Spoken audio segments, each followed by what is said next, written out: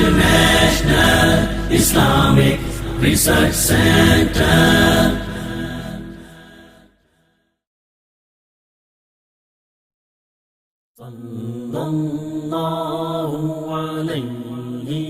ہر سیاہ رات میں سورج ہے، حدیثیں ان کی وہ نہ آتے تو زمانے میں اندھیرا ہوتا۔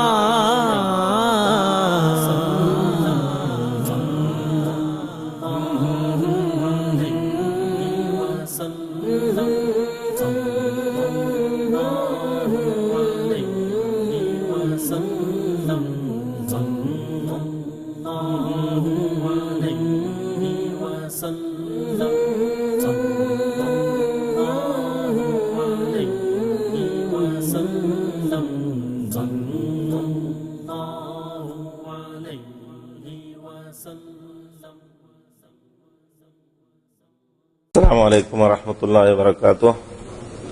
ان الحمد للہ نحمده ونستعینه ونستغفره ونعوذ باللہ من شرور انفسنا ومن سیئات اعمالنا من يهده الله فلا مضل له ومن يضلل فلا هادي له واشهد ان لا اله الا الله وحده لا شريك له واشهد ان محمدا عبده ورسوله اما بعد فان خير الحديث كتاب الله وخير الهدي هدي محمد صلى الله عليه وسلم وشر الأمور محدثاتها وكل محدثة بدعة وكل بدعة ضلالة وكل ضلالة في النار۔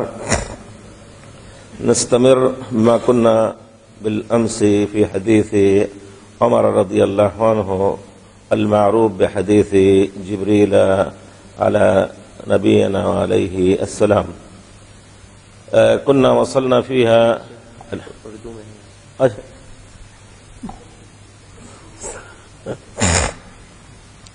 کل کی مجلس میں اللہ تعالیٰ آپ لوگوں کو جزائے خیر دے، اس میں کوئی شک نہیں کہ آپ بفضل اللہ تعالیٰ آئے ہیں، اپنی رغبت سے کوئی کھینچ کے نہیں لایا ہے۔ انشاءاللہ اس مجلس کی برکت ہم لوگوں کو حاصل ہوگی سب کو، اور اس کو ذہن میں رکھے ہمیشہ کہ یہاں اگر کوئی غلطی سے بھی آ کے بیٹھ گیا تو پھر لا یشقی جلیسہم، پیارے رسول صلی اللہ علیہ وسلم کی اللہ کی طرف سے خوشخبری ہے۔ اس وجہ سے ہم سب بیٹھ کر کے الحمدللہ اور پورے طور پر جس طرح صحابہ کرام نبی کریم صلی اللہ علیہ وسلم کی مجلس میں بیٹھتے تھے، ایسا کہ جیسے اگر ان کے سروں پر چڑیا بیٹھی ہوتی ہے، کسی کے احترام کے لیے نہیں، صرف نبی کریم صلی اللہ علیہ وسلم کی حدیث مبارک اور اللہ کی آیات کا بھی ذکر ہوگا، اس کے احترام میں ہم لوگ پورے طور پر توجہ کے ساتھ سننے کی کوشش کریں۔ ان فی ذلک لذکری لمن کان لہ قلب او القی السمع وهو شہید۔ حضرت عمر رضی اللہ تعالیٰ عنہ کی حدیث مبارک، دوسری حدیث انما الاعمال بالنیات کے بعد عمر رضی اللہ تعالیٰ عنہ کہتے ہیں کہ ہم لوگ اس درمیان کی نبی کریم صلی اللہ علیہ وسلم کی مجلس مبارک میں بیٹھے ہوئے تھے کہ اچانک ایک آدمی نکل کر کے آئے۔ ان کی حالت یہ تھی کہ ان کے کپڑے بہت ہی سخت سفید، بال بھی بہت سخت کالے، ان کے اوپر اثر کوئی سفر کا نہیں تھا کہ بال اٹے ہوں گرد سے یا کپڑے اٹے ہوں۔ ولا یعرف منا احد، ان کی اس حالت سے یہ معلوم ہوتا تھا کہ یہیں کسی گھر سے نکل کر کے آئے ہیں مدینے کے، کیونکہ اگر آدمی باہر سے آیا ہوتا تو اس پر اثر ہوتا سفر کا، لیکن لا یعرف منا احد، یہ بھی تعجب کی بات ہے کہ ہم میں سے مدینے کا کوئی آدمی ان کو جانتا بھی نہیں ہے، تو یہ تعجب کی بات تو تھی۔ آ کر کے انتہا حتیٰ آخری جگہ جو تھی ان کی کہ آئے اور پیارے رسول صلی اللہ علیہ وسلم کے قریب بیٹھ گئے، یہاں تک کہ اپنے گھٹنے کو پیارے رسول صلی اللہ علیہ وسلم کے گھٹنے سے ٹیک دیا، ووضع کفیہ علی فخذیہ، اور اپنے دونوں ہاتھوں کو اور ہتھیلیوں کو اپنے ران پہ رکھ کر کے کہا، یا محمد صلی اللہ علیہ وسلم اخبرنی عن الاسلام، اسلام کے بارے میں ہمیں بتائیے۔ پیارے رسول صلی اللہ علیہ وسلم نے فرمایا کہ اسلام یہ ہے کہ واضح طور پر بآواز بلند یہ کہنا ہے لا الہ الا اللہ محمد الرسول اللہ، یہ اسلام میں داخل ہونے کا پہلا یا مرحلہ ہے یا پہلا کلمہ جس کے ذریعے سے اسلام میں داخل ہوتا ہے آدمی. ان تشہد لا الہ الا اللہ، لا الہ الا اللہ کی گواہی دو، اور یہ کہ محمد صلی اللہ علیہ وسلم اللہ کے رسول ہیں. اللہ کے رسول ہیں، کل شاید کچھ چیزیں اور رسول ہیں، اب بھی رسول ہیں پیارے رسول صلی اللہ علیہ وسلم. قیامت میں بھی ہمارے رسول رہیں گے. آپ کی وفات ہوئی بے شک، لیکن آپ کی رسالت قیامت اور آخرت تک مستمر رہے گی. اس وجہ سے ترجمہ کیا کیا جائے گا؟ پیارے رسول صلی اللہ علیہ وسلم ہمارے رسول ہیں، تھے نہیں. جس طرح کہتے ہیں فلاں وزیر تھا اب نہیں ہے، کرسی سے اتر گیا. نبی کریم صلی اللہ علیہ وسلم کی یہ مبارک رسالت قیامت میں بھی ہم سب کے سامنے آپ کی تفوق اور آپ کی تفضیل تمام انبیاء پر اس صورت میں ظاہر ہوگی انشاءاللہ. تو بہرحال پیارے رسول صلی اللہ علیہ وسلم ہم سب کے رسول ہیں. وتقیم الصلاۃ، اور صلاۃ کو قائم کرو. وتؤتی الزکوٰۃ، اور زکوٰۃ کو دو. وتصوم رمضان، زکوٰۃ کے مسئلے میں یقیناً آدمی کو چاہیے کہ بہت ہی الرجک رہ کر کے باریک حساب اگر کرنا چاہتا ہے تو باریک حساب کر کے فرض ادا کرے، لیکن مال خرچ کرنے سے انشاءاللہ بغیر واجبی زکوٰۃ کے بھی اس کی بہت بڑی فضیلت ہے. اللہ تعالیٰ نے فرمایا مثل الذین ينفقون اموالهم فی سبیل اللہ کمثل حبۃ انبتت سبع سنابل فی کل سنبلۃ مئۃ حبۃ واللہ یضاعف لمن یشاء. کہ جو لوگ اللہ کے راہ میں خرچ کرتے ہیں تو ان کی مثال یہ ہے کہ ایک دانہ زمین میں ڈالا اور اس دانے سے 7 بالیاں نکلی، ہر بالی میں 100 حبات اگائے، ایک دانے سے 700 دانے ہوئے. اسی طرح اللہ تعالیٰ اور جتنا چاہے بڑھائے. اس وجہ سے اللہ، اور یہ بھی ہے حدیث شریف میں پیارے رسول فرماتے ہیں ما نقص مال من صدقہ، کوئی مال صدقہ کرنے سے خرچ نہیں ہوتا ہے. اور صدقہ جو ہے تطفئ غضب الرب، اللہ کے غضب کو بھڑکانے کے بجائے بجھاتا ہے. بہت سے کام ایسے ہیں جو اللہ کے غضب کو بھڑکاتا ہے. آدمی کو چاہیے کہ اللہ کی مرضی کی تلاش کے لیے اللہ کی راہ میں واجبی غیر واجبی زکوٰۃ دیتا رہے. خصوصی طور پر اگر اس کے پاس واجبی زکوٰۃ نہیں ہے، آپ کے سامنے کوئی بھوکا ہے آدمی، جان دیکھ رہے ہیں کہ بھوکا مر رہا ہے، تو یقیناً اس پر خرچ کرنا واجب ہو جاتا ہے. اگر ہمارے پاس نہیں ہے تو ہمارے اوپر واجب ہے کہ ہم اس کی ضرورت کو جا کر کے دوسروں تک پہنچائیں اور لا کر کے اس کے کھانے کا انتظام کریں. کیونکہ پیارے رسول صلی اللہ علیہ وسلم نے فرمایا لا یؤمن، جس فعل کے بارے میں پیارے رسول کے یہ مبارک کلمات یا یہ کلمات مبارکہ سننے میں آئے، لا یؤمن، وہ شخص مومن نہیں ہے تو کبیرہ گناہوں میں سے ہے. لا یؤمن من یبیت شبعان وجارہ طاول، وہ شخص مومن ہے ہی نہیں جو پیٹ بھر کے سوتا ہے اور اس کا پڑوسی بھوکوں سو رہا ہے. تو ایسی حالت میں اگر اللہ نے ہمیں دیا ہے کچھ تو ہم چپکے سے اس کو دیں. اور صدقہ خیرات اللہ تعالیٰ نے جس کو آپ دیں گے ان کی عزت نفس کا بھی خیال فرمایا ہے کہ کھل کر کے لوگوں کے سامنے نہ دو، کیونکہ اس سے اس کو شرم ہوگی. اسی وجہ سے آپ نے حدیث مبارک سنی ہوگی سبعۃ یظلھم اللہ فی ظلہ یوم لا ظل الا ظلہ.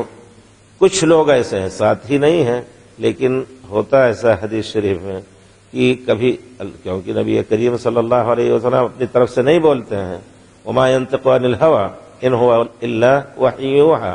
آپ کو 7 قسم کے آدمیوں کے بارے میں پہلے خبر دی گئی، پھر اور روایتیں ہمیں ملتی ہیں کہ آپ کو اور بھی وحی کے ذریعے سے بتایا گیا کہ کچھ لوگ اور بھی اس دن اللہ کے عرش کا سایہ پائیں گے، جبکہ سوا نیزے پہ سورج اپنی تپش چھوڑتا ہوگا، اللہ کے عرش کے سائے کے علاوہ کوئی سایہ نہ ہوگا.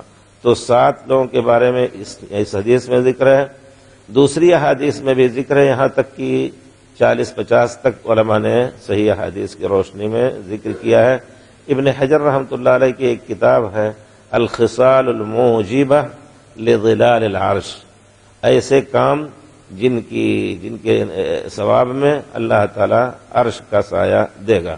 تو ہونا یہ چاہیے کہ آدمی چپکے سے اپنے بھائی کو دے تاکہ اس کی عزت نفس بھی مجروح نہ ہو۔ سبعۃ یظلھم اللہ فی ظلہ یوم لا ظل الا ظلہ، تو اس میں سے ایک آدمی ہے تصدق بصدقۃ فاخفاها، خرچ کیا، زکوٰۃ دیا، اس کو ایسا چھپا کر کے دیا حتی لا تعلم شمالہ ما تنفق یمینہ، بایاں ہاتھ بھی نہیں جان پاتا ہے کہ دائیں ہاتھ نے کیا خرچ کیا۔ یعنی ایک مثال ہے بہت اونچی کہ پڑوسی بھی نہیں جان سکتا ہے، بیوی بچے بھی نہیں جان سکتے ہیں، نہیں جان پاتے ہیں، کہ اس کی بہت بڑی فضیلت آئی ہے۔ اور جیسے کہ ہم نے کل کی مجلس میں کہا تھا کہ اقارب کا خاص خیال رکھنا چاہیے، یہ اللہ کی طرف سے اقارب کے صلہ رحمی کا بھی ایک بہت بڑا ذریعہ ہے، اور اس کا بہت بڑا اجر ہے کہ اللہ تعالیٰ ایسے آدمی کو جو اپنے اقارب کو ملاتا ہے، اپنے اقارب سے ملتا ملاتا خرچ کرتا ہے، اللہ تعالیٰ اس کو اپنے سے ملائیں گے۔ وتؤتی الزکوٰۃ، زکوٰۃ کی تفصیل علماء نے لکھی ہے، گائے اور بکری اور اونٹ، اور پھر اس کے بعد پیسے وغیرہ کے علاوہ بھی اس کے نصاب کی بھی ہے۔ تو نصاب جب پورا ہو جائے تو زکوٰۃ تو واجب ہے، لیکن ان فی المال حقا سوى الزکوٰۃ، زکوٰۃ واجبہ کے علاوہ بھی مال میں اللہ کا حق ہے اسی قسم کی ضرورت کے تحت۔ یہاں تک کہ علامہ ابن تیمیہ رحمۃ اللہ علیہ نے فتاویٰ میں اچھی تفصیل کے ساتھ بیان کیا کہ اگر کوئی ہمارا رشتہ دار مجبور ہے، نہیں کما سکتا یا کما رہا ہے لیکن اس کی روزی میں بڑی تنگی ہے، تو جس کو اللہ تعالیٰ نے دیا اس پر خرچ کرنا واجب ہے، باقاعدہ واجب، ادلہ سے ثابت کیا ہے کہ اس کے اوپر خرچ کرنا واجب ہے۔ ہاں اگر کوئی سست ہے، کما نہیں رہا ہے، تو اس کے لیے اس کو کوشش کر کے ایسے کام میں لگانا چاہیے تاکہ وہ اپنا خود کمائے، کیونکہ ایسے میں اگر آدمی بھوکا ہے، ہٹا کٹا ہے، آپ سے طلب کر رہا ہے، تو آپ کو دینے کا بھی حق ہے، اس کو لینے کا بھی حق ہے۔ آپ کو قصہ معلوم ہوگا، ایک مرتبہ دو آدمی نبی کریم صلی اللہ علیہ وسلم کے پاس آئے، آپ صدقے کا مال تقسیم کر رہے تھے، تو انہوں نے پیارے رسول سے طلب کیا، آتنی من ماء اللہ الذی آتاک، اللہ نے جو مال دیا آپ کو اس میں سے ہمیں کچھ دیجئے۔ فصعد الیہم النظر وصوبہ، نیچے اوپر دیکھا نبی کریم صلی اللہ علیہ وسلم نے ان کو، فوجدہما جلدین مکتسبین، ان کو دیکھا کہ الحمدللہ ہٹے کٹے ہیں، کما کر کے کھا سکتے ہیں محنت مزدوری کر کے۔ تو پیارے رسول نے کیا فرمایا، ان شئتم آتیتکم، چاہو تو میں دے دوں، لیکن اس میں حق نہیں ہے جو شخص طاقتور ہو اور کما کر کے خود کھا سکتا ہے۔ تو بہرحال وقتی طور پر تو اس کا انتظام کر دینا ہے، لیکن ایسا بھی ہو سکتا ہے کہ آپ مل کر کے، کچھ لوگ مسلمانوں میں ایک کمی بہت زیادہ ہے کہ اپنے غریب بھائی کو اگر وہ بیٹھ چکا ہے مالی اعتبار سے تو اٹھانے کی کوشش نہیں کرتے ہیں۔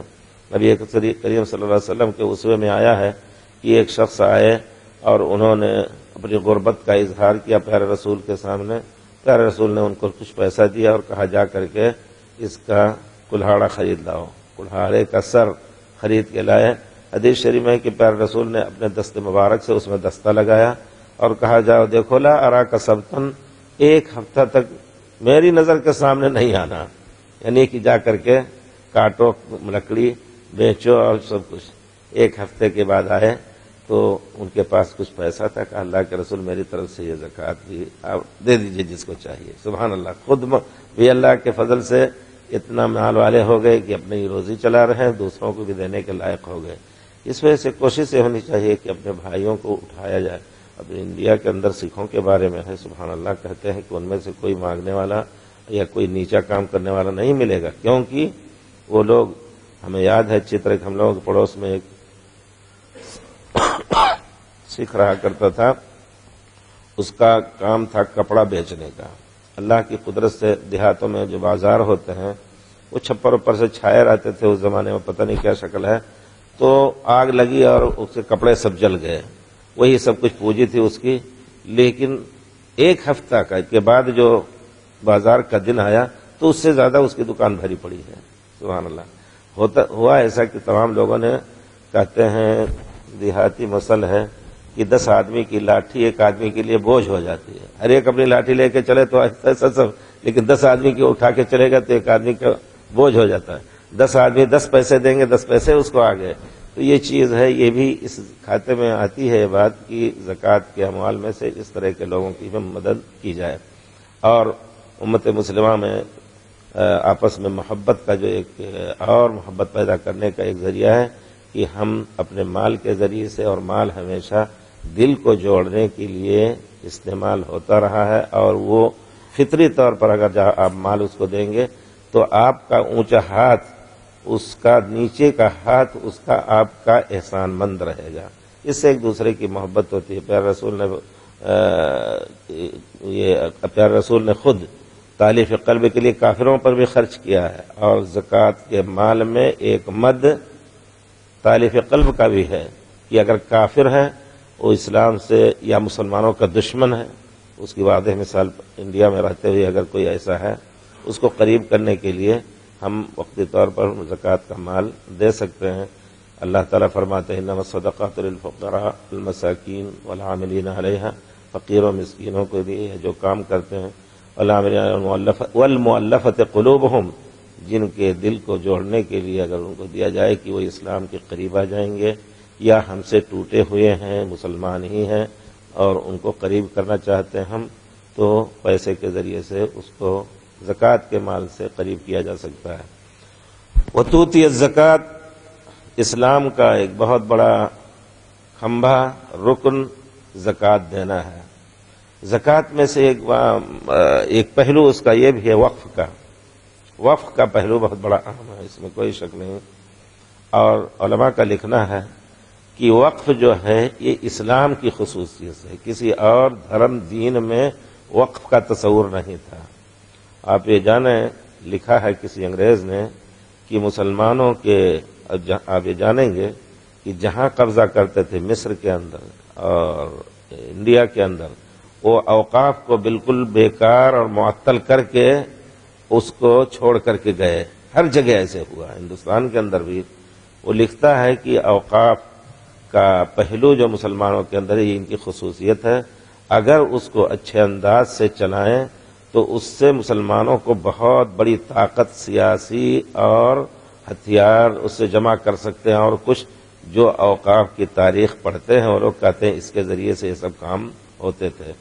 تو وقف، اور اس کے بعد وقف کا مسئلہ ہے، حدیث شریف میں پیارے رسول نے فرمایا ہے کہ مرنے سے پہلے اللہ تعالیٰ نے تمہیں اپنے تہائی مال میں سے تمہارا حق رکھا ہے کہ تم وقف کر دو یا اللہ کی راہ میں خرچ کر دو، وصیت کر دو اس کی، تو اس وصیت میں وقف بھی آ سکتا ہے۔ اب آپ جانیں کہ کتنے لوگ اللہ تعالیٰ، یہاں کے لوگ بھوکوں مر رہے تھے، یہاں کے ہوں، سعودیہ کے ہوں، جزیرہ عرب کے، سب بھوکوں مر رہے تھے، لیکن ایک خصوصیت ہے عربوں کی یقیناً کہ ان کو جب مال ملا تو بچا کر کے نہیں رکھتے، یعنی جس طرح اللہ نے دیا اسی طرح خرچ بھی کرتے ہیں۔ آپ دیکھیں کہ سعودیہ میں اور یہاں یہ جو جالیات وغیرہ کا انتظام ہے، دارالبر ہے اور کچھ ہے، یہ اسی مد سے چل رہا ہے۔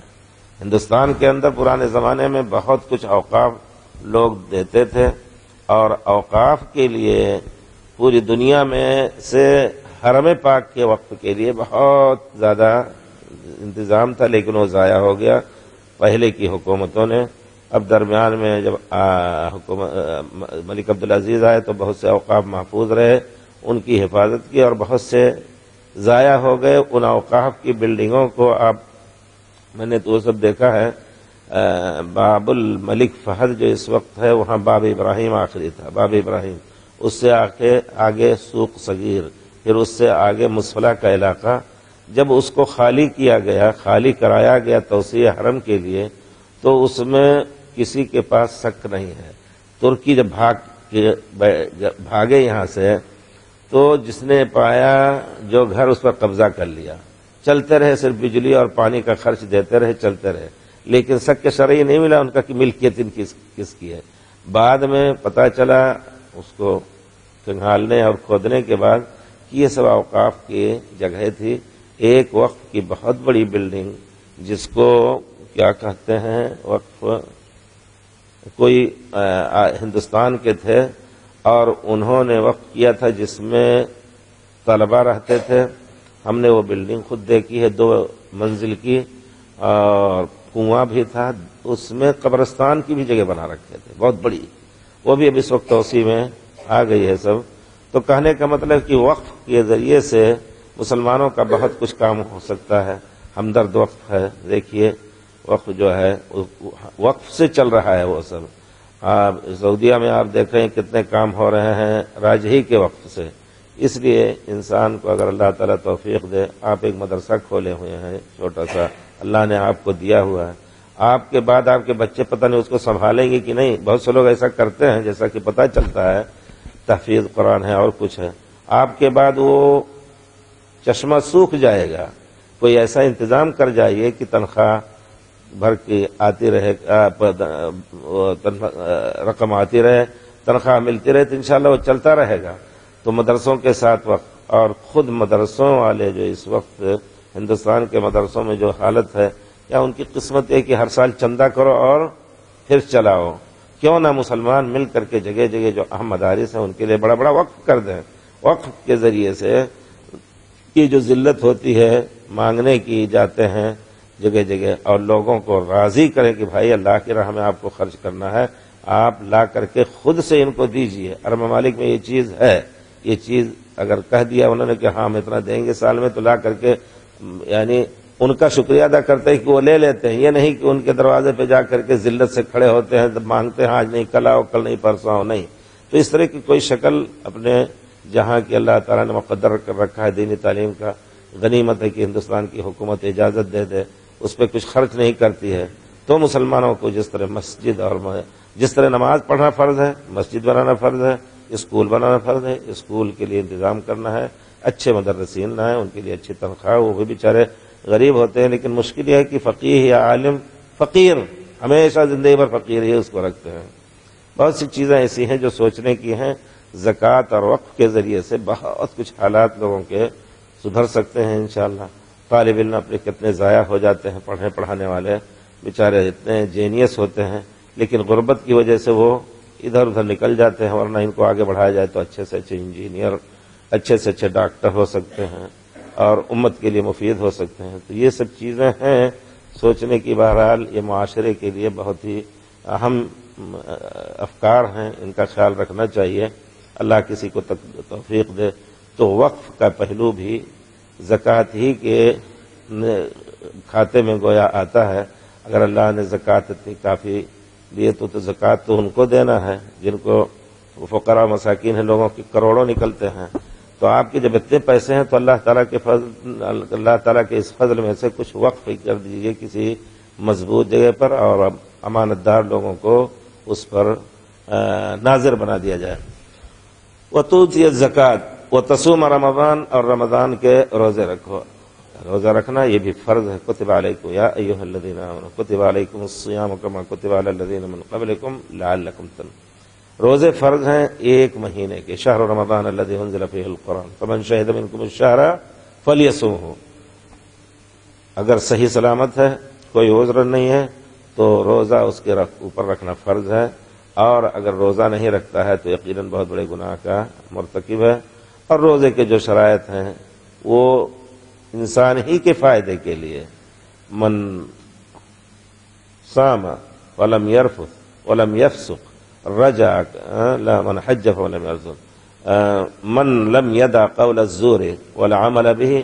روزے کی حالت میں، صوم کی حالت میں ہم چاہتے ہیں کہ ان اصطلاحات کو بھی زندہ کیا جائے. صلاۃ کو صلاۃ، صوم کو صوم کہا جائے، روزہ نہ کہا جائے.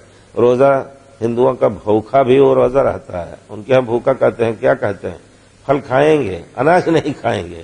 کہیں گے آج بھوکھا ہے، روزہ ہے، اس کو روزہ کہتے ہیں. فارسی زبان میں بھی کچھ روزے کی شکل اس طرح تھی. ہمارے یہاں اصطلاح ہے صلاۃ کی، زکوٰۃ کی، حج کی، صوم ہم نام رکھے ہیں. صوم شاید مدراسی زبان میں اس کو نوم کہتے ہیں. وہ ایک تھے مدینے میں، مکے میں تھے، سنت رسول کا نام بیچارے لیتے تھے ویسے تو عقائدی اور دوسری طرف سے، لیکن پیارے رسول کی محبت میں وہ چادر اور تہبند پہنتے تھے اور ہمیشہ روزہ رکھتے تھے. وہاں ان سے ہم نے خود کہا کہ آپ پیارے رسول کی سنت پر عمل کرنا چاہتے ہیں کپڑا پہن کر کے. پیارے رسول نے روزانہ روزے رکھنے سے منع کیا، یہاں تک کہ عید بقرعید کو بھی روزہ رکھتے تھے. ان کا نام ہی مکے میں وہ جو مدراسی لوگ تھے نوم بابا رکھتے تھے. نوم بابا یعنی سوم بابا. تو وہ جو ہے روزے کی بھی شرائط ہے۔ پیارے رسول نے کچھ دن جس طرح بعض اوقات میں نماز پڑھنے سے روکا ہے، اسی طرح روزے سے بھی عید اور بقرعید کے دن روزہ نہیں رکھ سکتے، اور اگر روزہ بہت زیادہ سفر میں بھی اللہ نے جب رخصت دیا ہے روزہ رکھ سکتے ہیں، لیکن اگر سفر میں بھی روزہ بہت زیادہ کھل رہا ہے اور بہت زیادہ روزے سے تکلیف ہو رہی ہے تو اس وقت گناہ ہوگا، اس وقت توڑ کر کے اللہ تعالیٰ نہیں چاہتے ہیں کہ جان کو ہلکان کرو۔ اسی وجہ سے بعض ایسے مواقع پر پیارے رسول صلی اللہ علیہ وسلم نے صحابہ کو حکم دیا کہ روزہ توڑ دو سفر میں، تو کچھ لوگوں نے نہیں توڑا۔ پیارے رسول نے فرمایا اولئک الوساط اولئک العصاۃ اولئک الوساط، یہ لوگ نافرمان ہیں۔ یعنی اگر آرام سے سفر میں روزہ رکھ سکتے ہیں تو جائز ہے، اور اگر تکلیف ہو رہی ہے تو روزہ توڑ دینا واجب ہوتا ہے۔ بہرحال یہ سب اللہ تعالیٰ کی مہربانیاں ہیں، اور صوم کے جو شرائط ہیں اگر انسان اس کو پابندی کر کے 1 مہینے تک رکھ دے تو یہ تزکیہ نفس کے لیے بہت ہی مفید چیز ہے، اس میں کوئی شک نہیں۔ در حقیقت اسلام کے ارکان یا اسلام کا ایک ایک جز، یہاں تک کہ تسبیح اور تحمید، یہ تزکیہ نفس کے لیے بہت ہی اہم چیز ہے، نہ کہ ہم تزکیہ نفس کے لیے کوئی ورد اختیار کریں یا کوئی شکل اختیار کریں۔ چلتے پھرتے آپ تسبیح پڑھتے رہیں، سبحان اللہ الحمدللہ لا الہ الا اللہ، کام کرنے والا ہتھوڑا مارنے والا ہے، ڈینڈنگ پینٹنگ کرنے والا ہے، زبان تو نہیں کچھ کر رہی ہے تو زبان کو مشغول رکھنا چاہیے۔ ہے طرفہ کیا طرفہ تماشا ہے، حسرت کی طبیعت بھی ہے، مشق سخنجاری چکی کی مصیبت بھی۔ وہ حضرت موہانی رحمۃ اللہ علیہ انگریزوں کے ظلم کے شکار تھے، ان کو سجن کیا کہیں گے، قید بامشقت ان کے اوپر فرض کیا تھا، تو روزانہ 30 کلو ان کو چکی پیسنی پڑتی تھی۔ اس حالت میں بھی شعر کہتے جاتے تھے، ہاتھ جو چل رہا ہے زبان سے تو نہیں چکی پیس رہے ہیں، تو ہم یہ کہنا جیسے وہ کہتے تھے کیا طرفہ تماشا ہے، حسرت موہانی عالم تھے، فاضل تھے، کیا طرفہ تماشا ہے، حسرت کی طبیعت بھی ہے، مشق سخنجاری چکی کی مصیبت بھی۔ چکی چلا رہے ہیں، شعر بھی کہتے جا رہے ہیں، شعر تو کہنے کا مطلب ہے کہ ہمارا ہاتھ چلے جا رہے ہیں، زبان ہمیشہ ذکر اذکار میں تر رہے۔ پیارے رسول سے کسی عبداللہ ابن بصر صحابی نے کہا یا رسول اللہ قد رقت عظمی وخارت قوایا، میری ہڈیاں اب کمزور ہو گئی ہیں، قوا بالکل ڈھیلے ہو چکے ہیں، لا اقدر علی کثیر مما کنت اعمل، بہت سے اعمال جو ہم طاقت کے زمانے میں کر لیتے تھے اب اس کی طاقت مجھے نہیں ہے، فدلنی علی عمل اتشبث به، ہمیں کوئی ایسا کام بتا دیجئے جس کو میں مضبوطی سے پکڑ لوں۔ پیار رسول نے کچھ نہیں فرمایا، کہا لا یزال لسانک رطبا بذکر اللہ، تمہاری زبان ہر وقت اللہ کی یاد سے تر رہے۔ آدمی اس حالت میں ہے کہ وہ حرکت بھی نہیں کر سکتا ہے، لیکن اگر زبان چل رہی ہے اور ذکر کر رہا ہے تو کتنا مبارک عمل کر رہا ہے۔ تو اسلام کے تمام ارکان آپ خود سوچئے، لا الہ الا اللہ محمد الرسول اللہ، یہ سب تزکیہ نفس کے لیے ہیں۔ هو الذی بعث فی الامین رسولا منہم یتلو علیہم آیاتہ ویزکیہم ویعلمہم الکتاب والحکمہ وہی ذات مبارک جس نے پیارے رسول کو ان پڑھوں میں سے بھیجا کہ اللہ کی کتاب کی تلاوت کرتے ہیں اور سنت کی، ویزکیہم اور ان کو پاک کرتے ہیں، ان کا تزکیہ نفس کرتے ہیں۔ کس چیز سے؟ لا الہ الا اللہ کا ذریعہ سب سے پہلے داخل ہوا، تزکیہ نفس شروع ہو گیا، کیونکہ لا الہ الا اللہ کے بعد پھر جب سنا عرب نے کہ پیارے رسول نے فرمایا قولوا لا الہ الا اللہ تفلحوا، سمجھ گئے کہ اللہ کے علاوہ 360 بت جو ہم پوج رہے ہیں، لات عزا اور دوسرے، ان سب سے ہم اپنے کو دور کر لیں گے۔ چیخ اٹھے اجعل الآلہۃ الہا واحدا ان ھذا لشیء عجاب، سب 360 اتنے الہ کو چھوڑ کر کے ایک الہ، بڑی عجیب بات ہے۔ وہ سمجھ گئے کہ لا الہ الا اللہ کا مطلب ہے۔ تو اگر آدمی لا الہ الا اللہ پر غور کر لے تو اس کو نہ کسی درگاہ پہ جانے کی ضرورت ہے اور نہ کسی پیر کے پاس جانے کی ضرورت ہے، وہ ایک سجدہ جسے تو گراں سمجھتا ہے 1000 سجدے سے دیتا ہے آدمی کو نجات۔ تو لا الہ الا اللہ محمد الرسول اللہ، پیارے رسول صلی اللہ علیہ وسلم کی مطلق اطاعت کا پھندا اپنی گردن میں ڈال لیا تو کسی کی بیعت نہیں اور نہ کسی کے پیچھے چلنا ہے۔ ہر چیز کو پیارے رسول کی سنت میں ہمیں وزن کر کے کسی کی بات کو بھی، کسی کے قول کو بھی لینا ہے۔ تو لا الہ الا اللہ محمد الرسول اللہ ایک ایسا کلمہ ہے کہ آدمی کو اطمینان دیتا ہے اللہ کی طرف سے، اور اس کے دل کو ایک قوت ملتی ہے کہ اب ہم اللہ سے ہی سے مدد مانگیں گے، اور ہمیں جو کچھ کرنا ہے پیارے رسول صلی اللہ علیہ وسلم کے احکام کے مطابق۔ پھر تقیم الصلاۃ، صلاۃ جب قائم کریں گے، ان الصلاۃ تنہی عن الفحشاء والمنکر، اگر صلاۃ کو ہم بحقها ادا کر رہے ہیں تو انشاءاللہ تمام برائیوں سے وہ روک دے گی، تزکیہ نفس کا سب سے بڑا ذریعہ۔ پھر اس کے بعد زکوٰۃ، خذ من اموالہم صدقۃ تطہرہم وتزکیہم بہا ان صلاتک سکن لہم، اے پیارے رسول ان سے زکوٰۃ لیجئے، ان کے اموال کو پاک کیجئے، ان کو خود حرام کھانے سے پاک رکھیے۔ اگر وہ زکوٰۃ کا مال ملا ہوا ہے تو سب حرام ہو جائے گا، حرام کھائے گا، لیکن اس کو پاک کر کے خود ان کا تزکیہ ہوگا حرام کے مال سے۔ وہ تزکیہم بہا وصلی علیہم، اور ان کے لیے دعا کیجیے۔ تصوم رمضان، روزہ بھی یہی ہے کہ 30 دن تک پوری پابندی کے ساتھ، من لم یدع قول الزور والعمل به فلیس للہ حاجۃ ان یدع طعامہ وشرابہ، جو شخص جھوٹ بولنا یا باطل اور غلط کام کرنا روزے کی حالت میں نہ چھوڑے تو اللہ کو ضرورت نہیں کہ ایسا آدمی بھوکا بھی رہے جائے، کھا پی لے۔ تو جب جس پابندی کے ساتھ کہ بھائی اگر غلط نظر پڑی کہیں اٹھی ہماری تو ہمارے روزے میں خلل ہو جائے گا، اپنے کو پابند کر کے وہ جیے گا، پابندی کے ساتھ ایک ایک حرکت کرے گا، اور کوئی بات بولے گا تو ناپ تول کر کے۔ ایک مہینے میں گویا ایک بہت بڑی ریہرسل اور بہت بڑی مشق ہو جاتی ہے آدمی کو۔ ہونا یہ چاہیے کہ اب یہی عادت 11 مہینے اور رکھیں، پھر جب رمضان آ جائے تو اس کو جلا دیں، اس کو اور ہی طاقت دیں۔ لیکن مسلمان بہرحال جیسا کہ شعور ہونا چاہیے، مسلمانوں میں وہ دینی شعور نہیں ہے۔ صحابہ کرام نے انہی کے ذریعے سے اپنے کو تزکیہ کر کے، جو لڑتے بھیڑتے اور ضلال مبین میں تھے، وَإِنْ كَانُوا مِنْ قَبْلُ لَفِي ضَلَالٍ مُبِينٍ، کھلی گمراہی میں تھے، سب سے بڑی ہدایت پائے اور سب سے بڑے ہادی بن گئے۔ تو یہ اسلام کے ارکان جو ہیں انسان کے لیے تزکیہ نفس کے لیے کافی ہیں، اور باہر سے تزکیہ نفس نہ کوئی، معاف کیجیے گا آج کل جو بہت سے لوگ مختلف قسم کی نسبتیں رکھتے ہیں، اس کو نسبت کہتے ہیں، نقشبندی، چشتی، قادری، سہروردی، تیجانی، رفاعی، عربوں میں بہت مشہور ہے، یہ سب یقیناً بدعت ہیں۔ پیارے رسول صلی اللہ علیہ وسلم کی سیرت اور سنت اور لائے ہوئے دین کے خلاف یہ سب چیزیں ہیں۔ ایک مسلمان کو اس قسم کی چیزوں میں داخل ہونا جائز نہیں، کیونکہ ایک بدعت ہے، اور بدعت گمراہی ہے۔ اپنی طرف سے یہ بات نہیں کہا جا رہی ہے، پیارے رسول صلی اللہ علیہ وسلم کی بات نقل کی جا رہی ہے، اور اس کا معنی اور اس کے اوپر اس کی تطبیق کی جا رہی ہے۔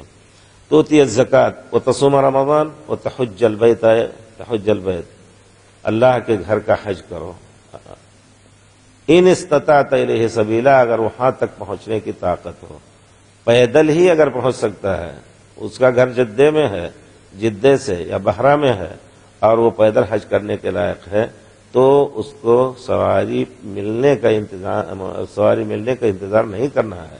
پتہ نہیں کب موت آ جائے، اتنی مرحلے میں بہرحال 2-1 دن بھی لگ جائے چلتے چلتے، جیسے پرانے زمانے میں کیا کرتے تھے لوگ۔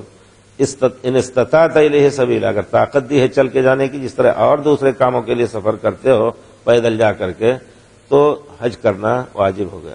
مکے میں جو پہنچ گیا اس کے لیے خرچ کی ضرورت نہیں زیادہ، اس کے اوپر بھی صرف جو ضروری خرچ ہیں اتنی کی طاقت ہے، اگر پیدل حج کر سکتا ہے تو جا کر کے منع عرفات اس کو جانا ہے، سواری کی کوئی ضرورت نہیں۔ بعض روایتوں میں اس کی تفسیر آئی ہے کہ ان استطاعت الیہ سبیلا کی اس کے راستے پر جانے کی طاقت ہو، تو کیا اس سبیل کی تعریف ہے؟ الزاد والراحلہ۔ اس کی تفسیر یہ کی کہ اتنا توشہ، کھانے پینے کا سامان یا کھانے پینے کے لیے جو نقدی ہوتی ہے اس کا انتظام ہو، اور سواری بھی ہو۔ تو سواری دور سے آنے کے لیے تو اس میں کوئی شک نہیں، اللہ تعالیٰ نے خود ذکر فرمایا ہے، وَأَذِّنْ فِي النَّاسِ بِالْحَجِّ يَأْتُوكَ رِجَالًا وَعَلَىٰ كُلِّ ضَامِرٍ يَأْتِينَ مِنْ كُلِّ فَجٍّ عَمِيقٍ۔ اے ابراہیم علیہ السلام، آپ اللہ کے لیے گھر کے حج کا اعلان کر دیجئے، لوگوں کو وعدہ دیجئے وَأَذِّنْ فِي النَّاسِ بِالْحَجِّ يَأْتُوكَ رِجَالًا، پیدل آئیں گے اپنے پیروں پر، یَأْتُوکَ رِجَالًا وَعَلَىٰ كُلِّ ضَامِرٍ، دور دور سے اونٹنیوں پہ بیٹھ کر کے جو کثرت سفر سے دبلی ہو چکی ہیں ان کے ذریعے سے آ کر کے اللہ کے گھر میں پہنچیں گے. یَأْتُوکَ رِجَالًا وَعَلَىٰ كُلِّ ضَامِرٍ يَأْتِينَ مِن كُلِّ فَجٍّ عَمِيقٍ، دور راستے سے، عمیق. عجیب اللہ تعالیٰ کی قرآن کی تعبیر مبارک ہے. گہرائی میں سے آئیں گے، گہرائی میں سے. ابن قیم رحمۃ اللہ علیہ نے ایک جگہ کہیں بحث کی ہے کہ یہ زمین گول ہے. ابن قیم کا انتقال ہوا ہے 700 کچھ میں، شیخ لوگ بتائیں 56 میں یا کس میں. علامہ ابن تیمیہ کا انتقال ہوا ہے 728 میں، ان کی ولادت تھی 661 میں. ابن قیم شاید 756 یا 762 میں ان کا انتقال ہوا ہے. انہوں نے زمین کے گول ہونے کی دلیلیں دی ہیں. ایک دلیل تو یہ دی ہے فَامْشُوا فِي مَنَاكِبِهَا وَكُلُوا مِن رِّزْقِهِ وَإِلَيْهِ النُّشُورُ، اللہ تعالیٰ نے کہا اس زمین کے کندھے پر چلو. کندھا کیا ہوتا ہے؟ تو کہتے ہیں کندھا گول ہوتا ہے. یہ نہیں کہا کہ اس کے اوپر چلو، کندھوں پر چلو. ہر آدمی گویا اس کے کندھے پر چل رہا ہوتا ہے. زمین گول ہے، اس کا یہ کندھا، کندھے سے تشبیہ دے کر کے گویا یہ مجاز مرسل ہے، جس کو کہتے ہیں تشبیہ میں حرف تشبیہ حذف کر دی جاتی ہے. تو گویا کندھا جس طرح گول ہوتا ہے زمین گول ہے. دوسری جو دلیل یہ دی ہے کہ یاتوک رجالا وعلی کل ضامر یاتین من کل فج عمیق، گہرے راستے سے. گہرے راستے سے آئیں گے، سمندر سے نکلیں گے یا کنویں سے نکلیں گے، نہیں، زمین گول ہے. یہاں جائیں گے تو آپ گہرائی میں پہنچ گئے. یہاں ہے کعبہ، یہاں ہے تو آپ اس کے قریب آ گئے. دور چلیں گے، دنیا گول ہے کہتے ہیں نا، تو اس وجہ سے ابھی سورج یہاں کتنے بجے ہیں؟ 5 بجے ہیں. سورج یہاں نکلا ہوا ہے، ادھر انڈونیشیا وغیرہ میں ڈوب چکا ہوگا. کیوں؟ کیونکہ سورج کی کرن ایسے جاتی ہے. اب جب صاف ادھر رہے گا سورج تو ہمارے اوپر بھی آئے گا.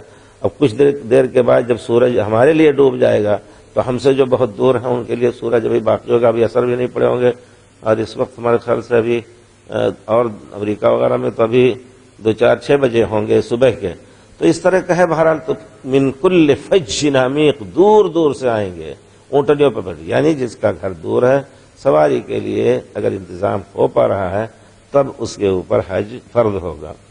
وَتَصُومَ رَمَضَانَ وَتَحُجَّ الْبَيْتَ إِنِ اسْتَطَعْتَ إِلَيْهِ سَبِيلًا. اور یہ بھی جاننا چاہیے کہ جس طرح لا الہ الا اللہ محمد الرسول اللہ اور نماز، صلاۃ اور اسی طرح روزے وغیرہ میں بھی اللہ کی توحید کا ہر جگہ اس کا مظہر ہے، اسی طرح خاص طور پہ حج میں اللہ تعالی نے خاص اپنی توحید کا کو زیادہ سے زیادہ دہرانے کا حکم دیا ہے. لبیک اللہم لبیک.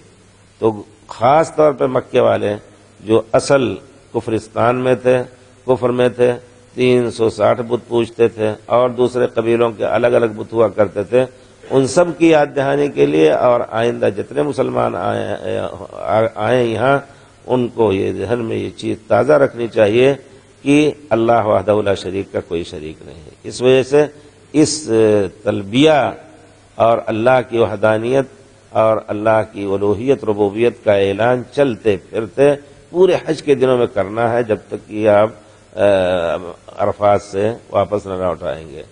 راستے میں جا رہے ہیں، لبیک اللہم لبیک لبیک لا شریک لک لبیک، حاضر ہیں، کوئی تیرا شریک نہیں، لبیک لا شریک لک لبیک ان الحمد، تمام تعریفیں تیری ہیں.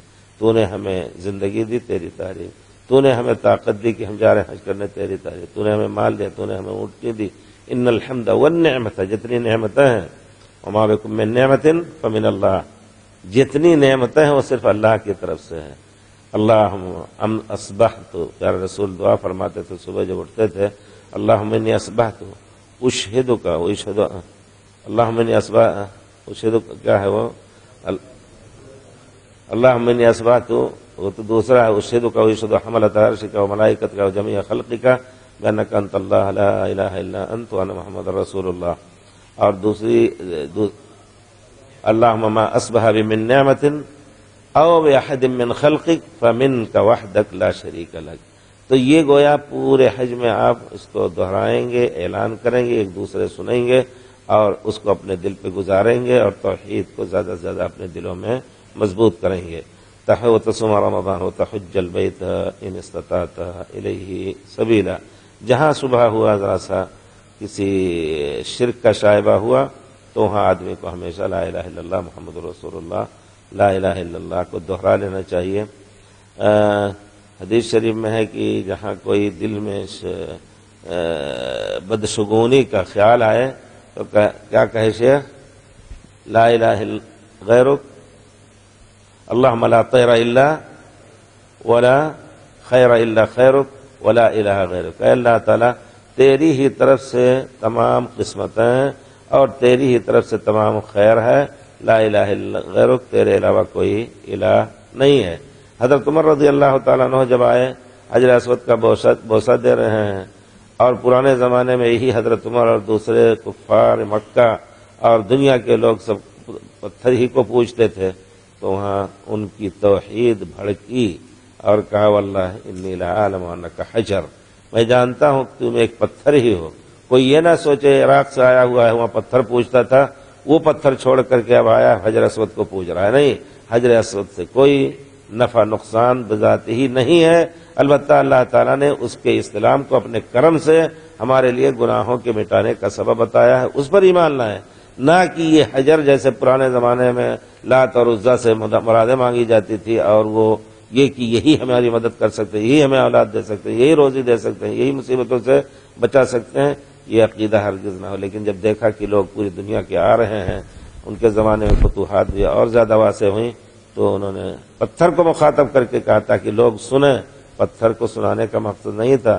عربی میں ایک وہ ہوتا ہے محاورہ ہے، کسی کو اور سنانے کے لیے بکری کو مخاطب کر کے کہتے ہیں، اونٹ کو مخاطب کر کے کہتے ہیں یا کہ آنی وسم یا جا رہا. ہم تو مقصد دوسرے ہیں لیکن پڑوسی کو سنا رہے ہیں، پڑوسین کو سنا رہے ہیں، اپنی دوسری کو سنانا چاہتے ہیں ناراضگی کی بات، تو پڑوسین سے کہتے ہیں دیکھو ایسی سی بات ہوئی یا کہ آنی وسم یا جا رہا. تو کہنے کا مطلب ہے حضرت عمر بھی اسی طرح کہہ رہے تھے واللہ انی لأعلم انک حجر لا تضر ولا تنفع. اللہ کی قسم میں جانتا ہوں کہ تو ایک پتھر ہی ہے، تم سے تمہاری ذات میں کوئی نفع نقصان کی طاقت نہیں ہے. ولولا انی رأیت رسول اللہ صلی اللہ علیہ وسلم قبلک ما قبلتک، اگر پیارے رسول کو ہم نے تمہیں بوسہ دیتے ہوئے نہ دیکھا ہوتا تو ہرگز تم کو بوسہ نہ دیتا. اس کا معنی ہے کہ اب ہمیں پورے طور پر اتباع کامل کے اصول پر عمل کرنا ہے، اور نہ کسی پتھر سے اور نہ کسی حجر سے. اسی وجہ سے اسلام میں کسی اور کونے سوائے جس کو پیارے رسول نے چھوا ہے اور بوسہ دیا، اس کے علاوہ دوسرے ارکان کعبہ کا بھی ہاتھ لگانا جائز نہیں ہے، کیونکہ ایک نئی چیز ہو جائے گی. پیارے رسول نے نہیں لگایا ہے، علماء نے منع اسی وجہ سے کیا ہے. حضرت معاویہ رضی اللہ تعالیٰ عنہ اپنے اجتہاد سے اپنے زمانے میں جب آئے حج کرنے، حضرت عبداللہ ابن عباس پیارے رسول کے چچا زاد بھائی، حبر الامہ کہا جاتا ہے ان کو، بہت بڑے عالم امت کے، وہ بھی ساتھ تھے. تو حضرت معاویہ جس کونے پہ جاتے ہر جگہ ہاتھ پھیرتے. اپنے یہاں الحمدللہ دین میں اچھے انداز سے بڑا آدمی ہو اس کو تنبیہ کرنی ضروری ہے.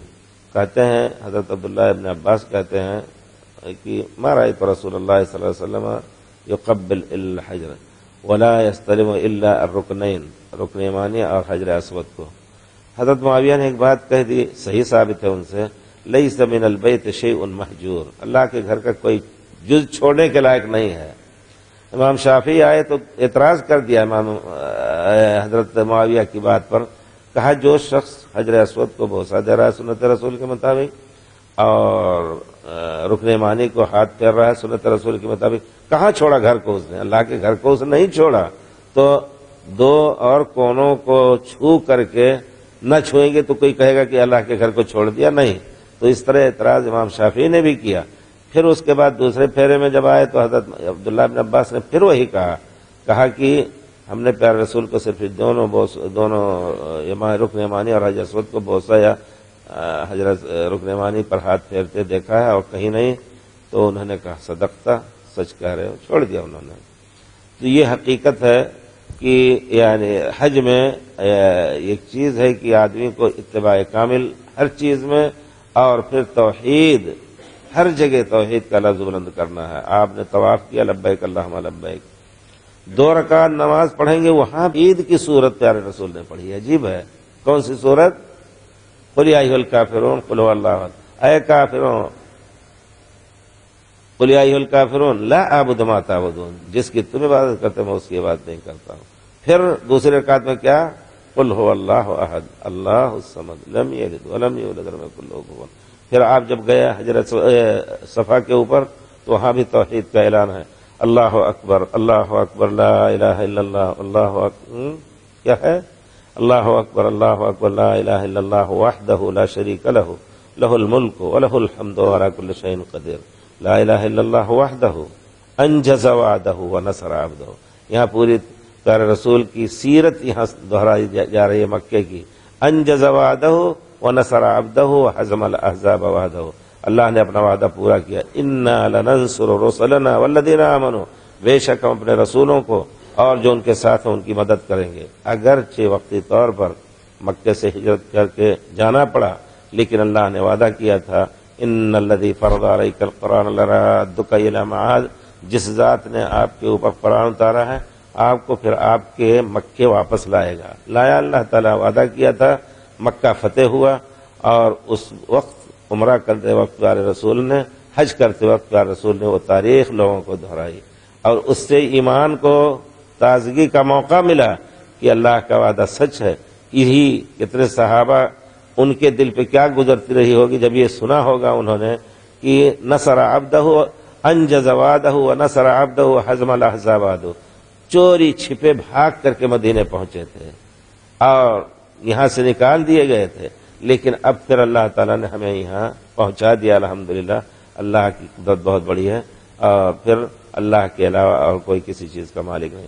پھر مروہ پر بھی صفا اور مروہ کے درمیان بھی اللہ ہی کا ذکر کرنا ہے، تو گویا یہ اسلام کے ارکان جو ہیں یہ یقیناً یہ تزکیہ نفس کے لیے کافی ہیں انسان کے، اور ہم باہر سے کوئی چیز ایجاد کر کے اللہ تعالیٰ کے رسول کی ہم ناراضگی ہی مول لے سکتے ہیں، بلکہ قیامت کے دن آپ نے سنی ہوگی وہ حدیث، پیارے رسول حوض کوثر پہ لوگوں کو پانی پلاتے ہوں گے، کچھ لوگ آئیں گے حوض کوثر پہ پہنچنے کے لیے، فرشتے ان کو مار مار کر کے بھگائیں گے، پیارے رسول کہیں گے وہ صحابی یعنی میری امت کے ہیں، ان کے کچھ آثار ایسے رہیں گے صلاۃ اور زکوٰۃ کے، ہو سکتا ہے وضو کا جو وعدہ ہے کہ ان امتی یاتون یوم القیامت غرا محجلین، علماء نے بھی کہا ہے کہ بدعت بھی کیا ہوگا لیکن نماز پڑھتے رہے ہوں گے تو اس کے اثر سے ان کے چہروں پر روشنی رہی ہوگی۔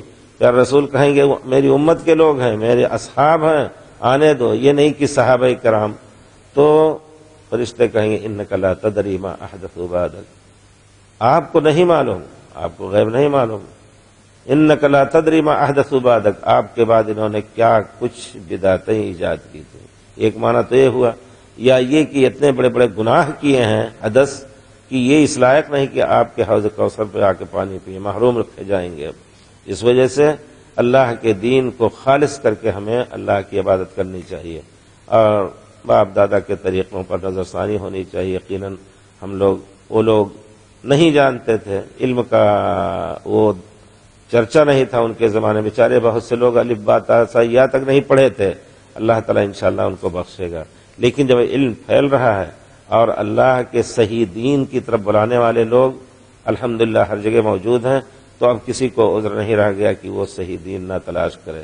بدعتوں سے دور ہو کر کے ہمیں اپنے دین پر چلنے کے بارے میں سیکھنا ہے اور اس پر چلنا ہے۔ تحج البیت ان استطعت الیہ سبیلا۔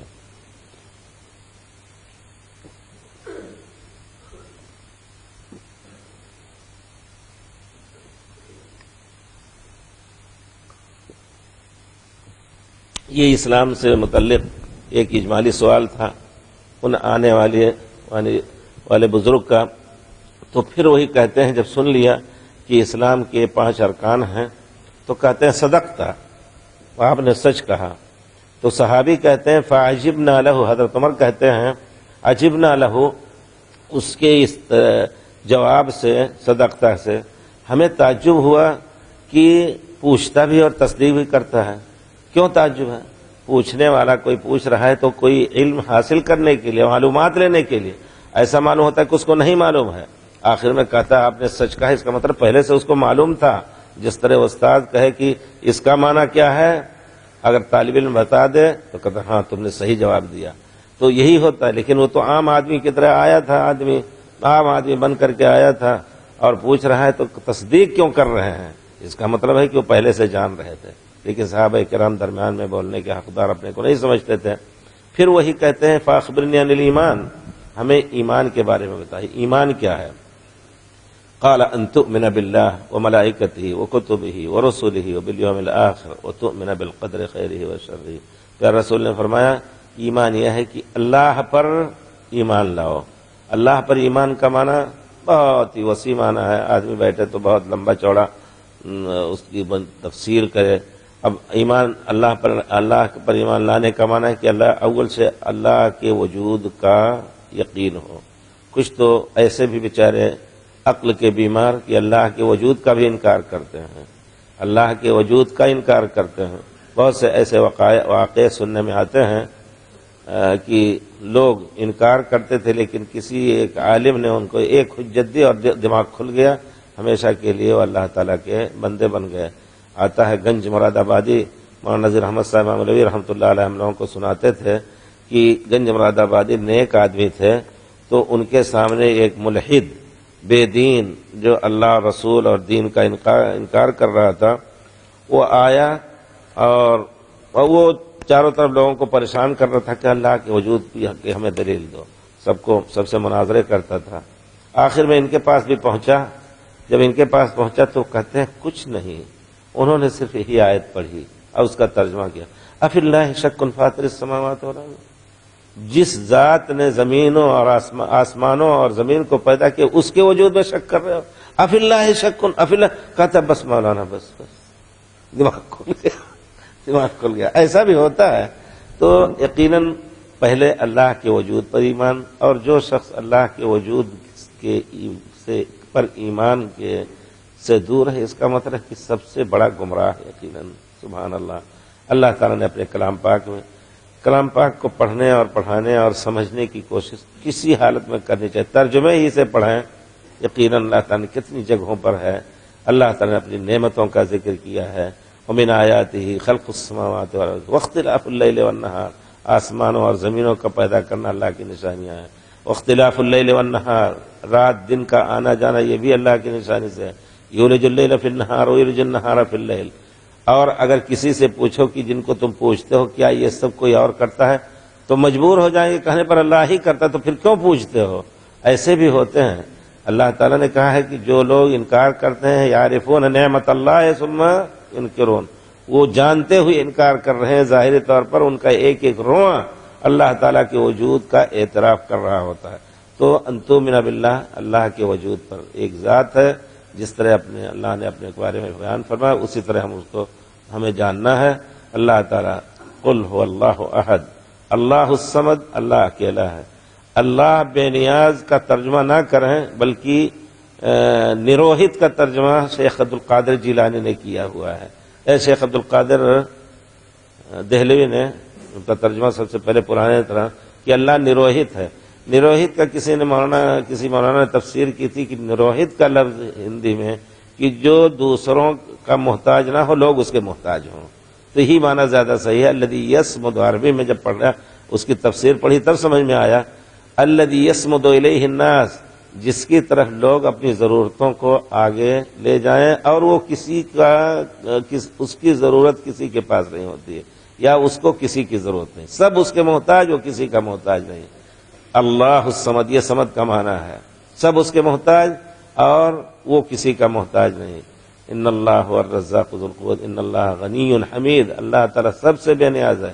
پوری دنیا کے لوگ ایک دل ہو کر کے اگر وہ عبادت کرنے لگے اللہ کی، تو اللہ کی بادشاہت، اللہ کی کبریائی، اللہ کی عظمت اور اللہ کی بڑکپن میں ذرا سا فرق نہیں آئے گا کہ اللہ زیادہ بڑا ہو گیا۔ اللہ بڑا ہے، اللہ تعالیٰ حاکم، اللہ تعالیٰ قادر، اللہ تعالیٰ سب کچھ ہے۔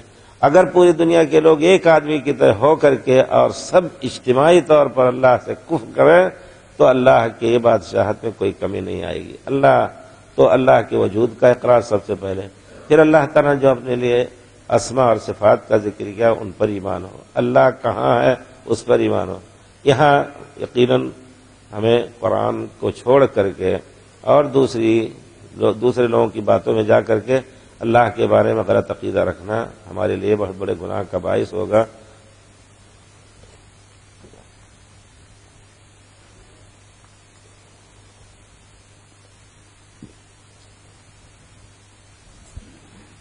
دیکھیے کہ بہت سے لوگ بعد میں پیدا ہوئے، صحابہ کرام کے زمانے میں کوئی اختلاف نہیں تھا، اللہ رب العزت نے اپنے لیے جہاں جگہ بتائی ہے الرحمن علی العرش استویٰ، سب ایمان لاتے تھے، اور للہ ید اللہ فوق ایدیہم، اللہ کے ہاتھ ہے، کسی نے انکار نہیں کیا کہ ہاتھ کے معنی قدرت ہے۔ بعد میں لوگوں نے کہا اللہ کی قدرت ہے، ہاتھ نہیں ہے، ہاتھ ثابت کریں گے تو مخلوق ہو جائے، یہ کیسے ہے؟